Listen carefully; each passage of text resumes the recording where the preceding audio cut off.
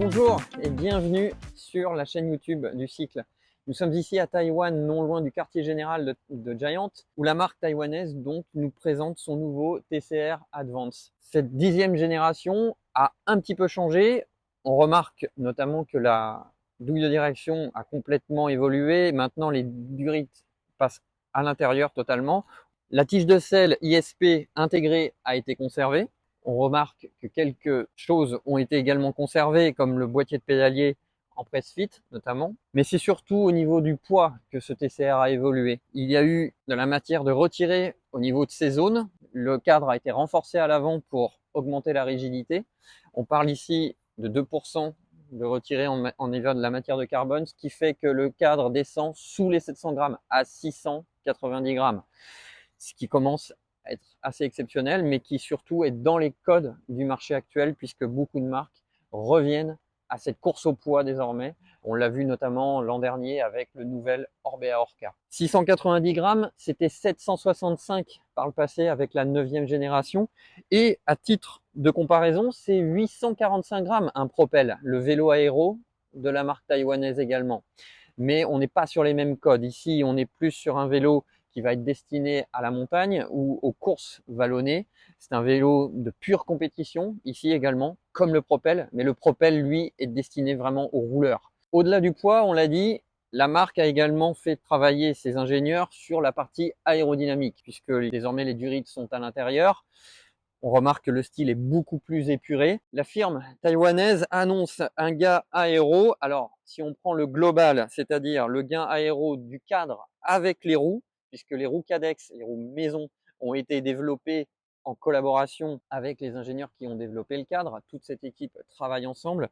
Sur le global, la marque annonce un gain de 5,4 watts en termes d'aérodynamisme. Ces chiffres, vous pourrez les retrouver sur la chaîne YouTube du cycle en dessous de la vidéo, mais également dans les différents articles que nous allons vous proposer. Il y a également un gain au niveau des nouveaux pneus Cadex, puisque la marque annonce un gain ici de 6,6 watts, ce qui fait plus de 12 watts de gagné sur ce vélo au global. Bien sûr, ce sont des chiffres à relativiser, puisque ce sont par rapport aux tests que la marque a effectués.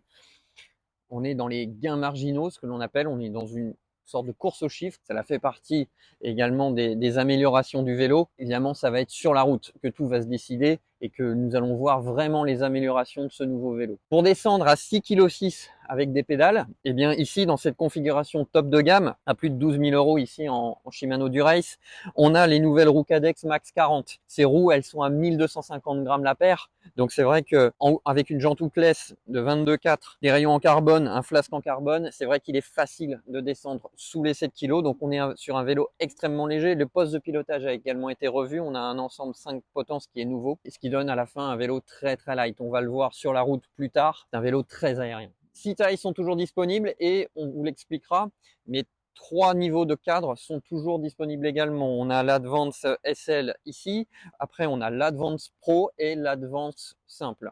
Ces 3 niveaux de gamme partent environ 3 000 € et montent jusqu'à 12 300 € ici en top de gamme. Toujours question de poids, ici on est donc à moins de 700 grammes le cadre seul, mais à titre de comparaison, l'Advance Pro, qui est donc le niveau juste inférieur, eh bien, ne dispose pas de la tige de selle intégrée et lui est à 800 grammes, ce qui n'est pas non plus énorme puisque, on l'a dit, un Propel est à environ 865 grammes.